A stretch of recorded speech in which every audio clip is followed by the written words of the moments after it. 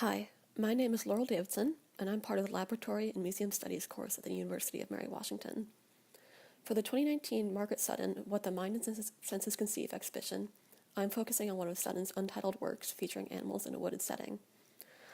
Margaret Sutton grew up in Southern Virginia before she attended the University of Mary Washington. A few years after graduating in 1926, she moved up to New York City, where she spent the rest of her life. Sutton produced thousands of works in her decades-long career, and most, like the one seen here, were left untitled and undated. Still, connections between her work and other artists can be found. Along with many other New York City artists, Sutton became involved in the Surrealist movement in the 1940s.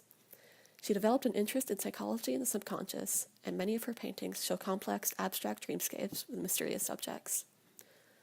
Despite their resemblance to real animals, like horses or donkeys, the 5 animals in the painting are warped into unnatural and disquieting shapes. A prominent surrealist work, Salvador Dali's The Persistence of Memory, was shown at the Museum of Modern Art in 1940 as part of a larger surrealist exhibition, where it may have been seen by Sutton, and it demonstrates similar warped forms that are common throughout surrealism. Sutton's work frequently features dense patterning, here made more striking by the contrast in the painting's limited palette. The natural forms of the plants and animals meld together with unclear boundaries and are backed by geometric patterns and flat blocks of color.